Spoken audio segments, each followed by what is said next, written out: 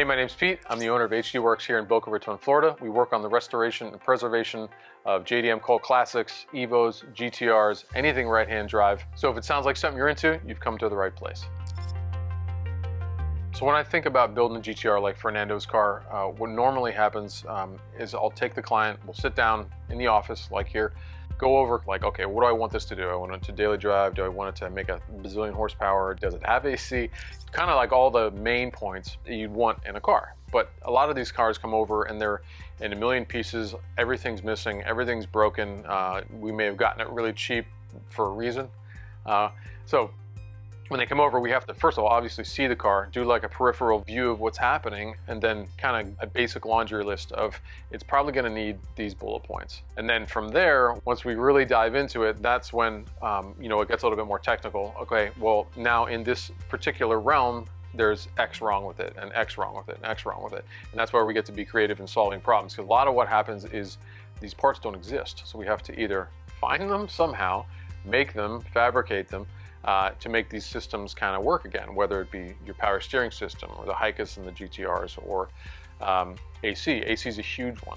There's a lot of cars that don't have any AC because it's a race car, right? Or so they took it out at one point to make it lighter or, whatever the reason was. But here in South Florida, it's hot. So like 99% of the customers need AC. For example, Fernando's car didn't have AC at all. Didn't have a compressor in the car, had some of the lines, had some of the sensors. The core was still in the car, but it needed to be completed. Luckily, we have some good connections in Australia and all over the world, so some of these domestic markets have these parts still on their shelf. So I'm able to get some of them, but some of them are just gone. They don't exist. So that's when we have to kind of think outside the box. Be like, all right, well, it doesn't need to be exact thing. It needs to work properly and professionally, but it doesn't have to be that Nissan part number if you can't get it anymore. So with Fernando's car, I did not see that car first. They had been to other shops locally here. They did some work that I didn't agree with and that didn't serve the customer properly at all. They sent him down the road with a terrible tune. The car, barely drove. If it stalled for some odd reason, you'd have to connect a battery pack to it because the injector latency wasn't set properly in the middle of the street.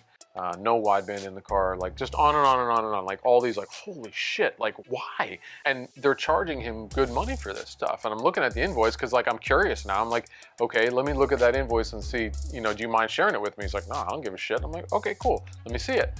So I'm going down the list. I'm like, ugh. I didn't see that in there, or that's not the sensor that's in there, or okay. And unfortunately, Fernando's car is a normal thing. This happens all the time. And I feel bad because I'm like, I have to undo last dude's work, and now you got to pay me to do it the right way. Unfortunately, that's most of our work. So even with Fernando, they get a lot of sticker shock when they come in here because they've already spent that twice or more. It's really disappointing. So initially everybody wants to make a lot of power. They're like, okay, I want to make X power. And so we took the motor apart because it needed timing, it needed a trigger kit, it needed at least the basics done. No head studs in the car, super old cam gears that were loose. Okay, this is the shit that I find. Just stuff that was just ugh, this motor runs. You have no idea that it was even running and, God forbid, left another shop like that. So Fernando wanted a good amount of power, and I'm like, okay, that's fine, but it's not gonna happen in this round because the motor stock, head stock, no head studs, stock cams, the laundry list of no, that's a no-go was there. So I'm like, let's make it run good first.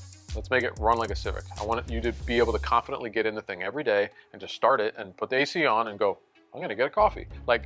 And not have to think about, oh shit, is the clutch this, or is the car this, or do I have to do this funny thing? No, there should be no funny things. It should just work, or you just turn the key, and that's it. No fucking batteries in the back of the car. It should just work. And that's the goal, is to make it where it's you get in your brand new car and you press the start button and you drive away. That's the goal with this stuff, and they can all become that if the job's done efficiently and with thought and with care. They can all be like that. So with the engine bay, I'm like, all right, well, let's try 450. Let's get into that area because it's stock. I don't want to push it too hard. The stock head studs in it. The turbo kit was just eBay at its finest. The manifold was eBay at its finest, so we got full race to make us a nice manifold. We Cerakoted it. We wanted to originally use the turbo that was on there. I took the turbo apart. All the blades were just completely shredded, and that was another awesome phone call I had to make. Hey, Fernando, your turbo smoked. So we did the manifold from full race, really, really nice manifold with two Turbo Smart gates. We ended up doing a new G-Series Garrett turbo, and we also Cerakoted the back of that. The nice titanium downpipe for him to meet up to his Tomei exhaust. We had to redo the intercooler piping in that car. That was all janky. There was no blow-off valve at all in the car, like zero, like just did not exist. Redid a lot of the intercooler piping. We had to make the entire hot side over again. We remade 90% of the cold side. Put a blow-off valve in the car, and that's all squared away. So we ended up about 3/4 of the way through the build doing the engine bay. It is like pristine now. Every nut and bolt's brand new, all new hardware, like literally everywhere. Now it looks like the outside of the car looks. Like, so all the systems work properly now and function like they actually should. So like the fuel system was super janky in the car, like just non-existent. So we had to do a new hanger from Frenchies. Did that whole thing, all aluminum line under the car into like bulkheads. Everything has its place. Everything is tied down. Nothing is flopping around. There's no like loose anything. The harness had to be completely redone because the previous shop had like hacked it up, like hacked. Really, really bad. So I had to like fix whatever kind of debauchery they had going on in every single circuit in the engine bay. And then usually when I do that, because we're using our Haltech stuff, I integrate all of the extra new stuff into that harness. So as it's coming out of the firewall, it looks like something. It looks like it was meant to be. And then your oil pressure sensor goes somewhere, and your fuel pressure sensor goes somewhere, and your flex fuel sensor goes somewhere, and your boost controllers. It all like works as it looks like it came like that from factory, and that's what you want. So we cleaned all that up, got all the wiring straightened out, got the engine bay painted. Looks fantastic now. Didn't need a ton of suspension stuff. They had done some coilovers before I got the car, but one of the first things we did was take the transmission out of the car.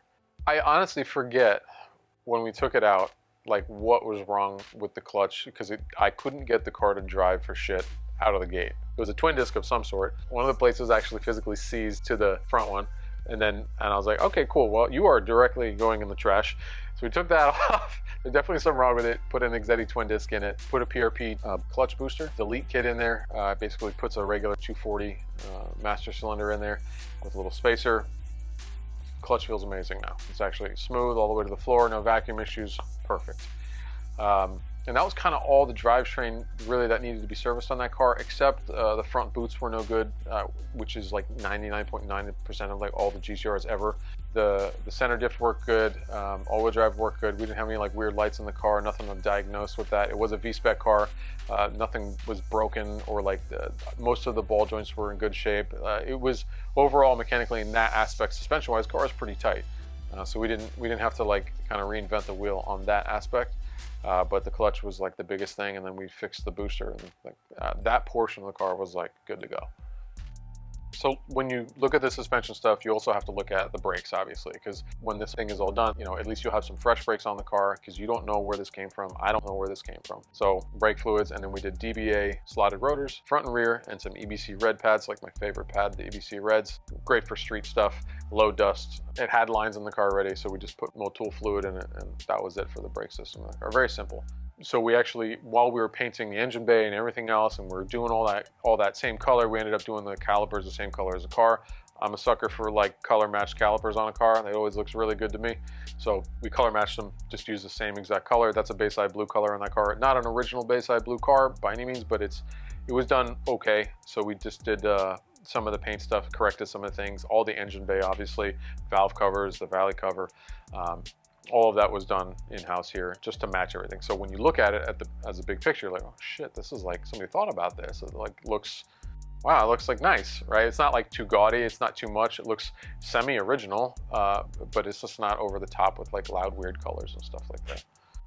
So I like using titanium on exhausts when we make downpipes, like in Fernando's car. It's actually really easy to work with, and whether it's polished or anodized or what have you, like, it's really cool. In that particular car, we made just a downpipe right out the back, but we always artfully make sure that everything's parallel. A lot of guys will just fab this stuff up all willy-nilly, and I'm looking at the whole thing. I'm like, well, if the angle's like this, and it'll look dumb if it's over here. So everything like has its place and its functionality too. So if you nitpick that car, if you ever see it or look at it in person, like, there's a reason I put the O2 sensor that way, you know, and there's a function for it, and it looks good in the car. We like to use slip fit stuff here, a lot of V-band stuff, all the cool connecting things. Like, I kind of nerd out on that. So like, if I can buy it and if it's a cool thing, like, yeah, I'm gonna put it in the car for sure. You know, if it's lightweight or if it's, you know, kind of racing in some way, yeah, I'd love to use it if I can. So overall, the experience that I had with Fernando was great.